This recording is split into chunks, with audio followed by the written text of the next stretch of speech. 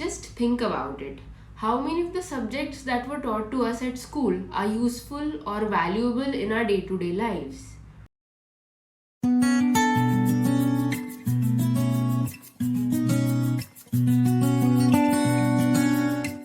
Hello, everybody. Welcome back, and thank you so much for stopping by. Today, I bring to you the things I wish they should have taught me at school. So, without any further delay, let's get into the video. Okay, so the first thing which I think they should have taught me at school is personal finance. Now, by personal finance, I don't mean that we must become potential financial experts, but being financially literate is a game changing life skill. It basically reduces our dependence on the external entities to manage our own money. It equips us with the knowledge and the required skill set to be able to handle our finances. It teaches you budgeting, saving, investing, about wealth, taxes, inflation, how the banks work, and so many things. It also helps you to determine your financial goals and help you in your journey of financial independence. I think which is one of the major goals of your life.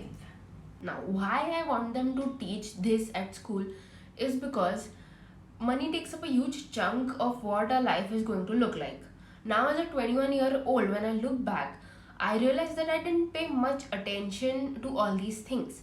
But now that I've started learning more about it, I have become more responsible, woke, and mindful about all the things that I do. And also, there's one realization that it matters to me the most now, much more than most of the subjects that were taught to me at school. I know that there's this mindset in our society that teaching kids about money and finance would make them materialistic and money minded.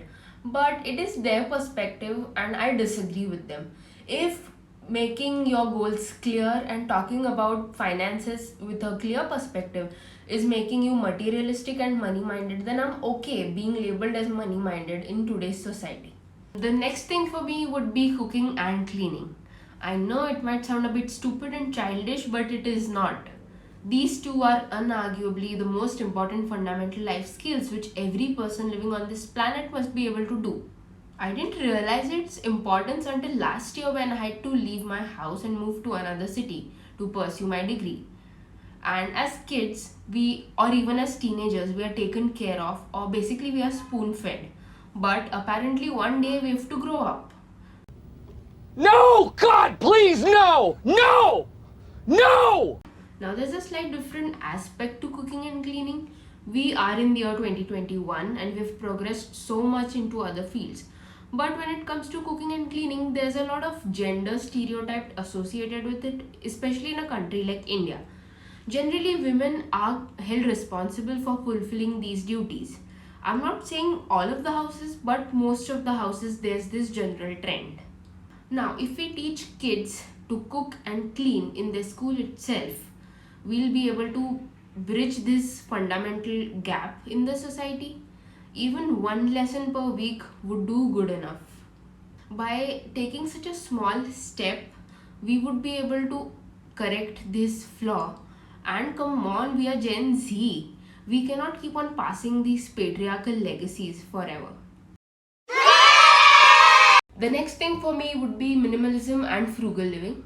I'm sure many of you must have already heard about what these two terms mean.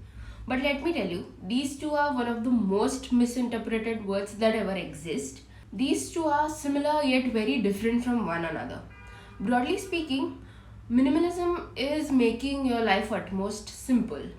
It aims at understanding what matters to you the most and decluttering or getting rid of all the things that are unnecessary in your life. It is about being intentional about the way you want to live your life, and it promotes the concept of less is more, and it makes our life simple, sorted, and very easy. Minimalism teaches us to detach ourselves from the means of happiness that we derive from all the materialistic things. Frugality or frugal living doesn't mean being stingy.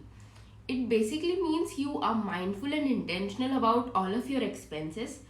It is a lifestyle adaptation where you spend less, save and invest more.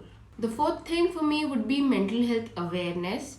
We have got a physical education class, but what about a mental health class? We cannot deny that depression looms large in our society and it has not been given significant attention, and there's still a little bit of taboo associated with it. It is high time that we start taking mental health as a serious issue. It teaches us about depression, anxiety, our emotions, assertiveness, empathy, self awareness, and it also enhances our critical thinking and decision making power. We are taught different mechanisms to cope with stress and how to develop a positive mindset. This subject prepares us mentally and physically for the bigger challenges of life, and I think it is responsible to change our outlook towards life. The last thing on the list would be it is okay to make mistakes or imperfection exists. From very early on in life, we as kids are taught that perfectionism would be applauded and imperfectionism would be punished. Everything needed to be so perfect: perfect handwriting, perfect mark sheets, perfect vocabulary, perfect pronunciation, perfect answers. Now, these are the answers which your teacher gave you, and you have to copy them exactly and you will be awarded full marks. Now, those so called perfect handwritings look like some ancient, unreadable text now. Oh! These perfect things make us reactive other than being proactive. It also hampers our ability to think and our capability to take risks, our creativity, and also it promotes procrastination, laziness, and fear. So it's quite clear that perfectionism didn't help us in any way. I would have loved to learn all these things that I said in this video at school rather than learning them now. We spend more than 10 years of our lifespan in the schools learning about the things which we eventually forget. Now, I would like you to add some things into what I said. It would be such a treat to have a discussion in the comments below. Until next video, stay home, stay safe, wear your mask, be healthy, and thank you so much for watching this video.